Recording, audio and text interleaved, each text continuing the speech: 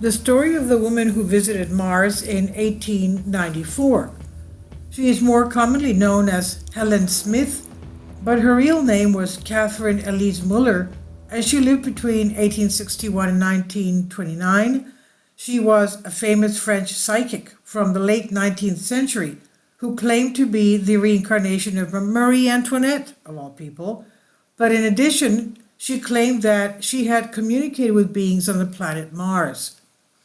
In 1900, Elise Muller became famous with the publication of From India to the Planet Mars by Theodore Flournoy, professor of psychology at the University of Geneva, Switzerland.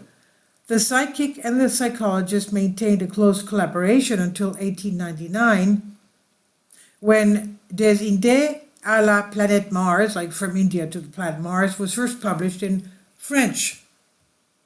The book documents her diverse range of experience in the romantic circles, quote unquote, the Martian circle, the ultra Marciano circle, and the Hindu, Oriental, and real circles. The book was well received by the world. It described the Red Planet as a world full of humanoid beings with features reminiscent of Asian people who used various futuristic devices such as self-propelled vehicles and airplanes. Other interesting features of Mars include creatures such as dogs with heads that looked like cabbages. It also describes a place called Ultramars, and there the beings were more like humans. However, they had a different language from the rest of the Aryans and used ideographic writing instead of phonetic writing. Psychology professor Flournoy argued that the personalities and languages mentioned in the book were the product of subconscious fantasies and represented a wide variety of depressive behaviors. Furthermore, he argued that beyond the indication of their truth, the complexity and paradox of the story showed the psychic's subconscious desire to satisfy the imagination of her listeners.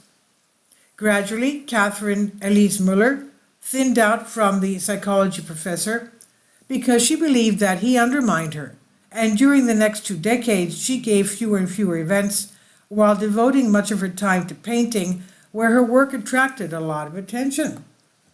According to Flournoy, Helen Smith was not only able to remember everything she had read or heard, but used it with her imagination and narrative skills to weave wonderful stories about alleged past lives or visits to other planets.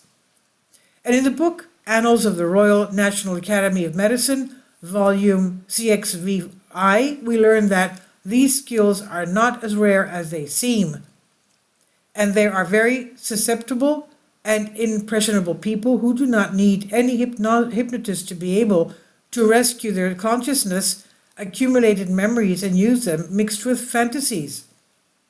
Many writings later deemed plagiarized were due to the phenomenon of cryptomania, which the author who allegedly plagiarized did not know she was doing. In fact, she was deceived by her own unconscious memory.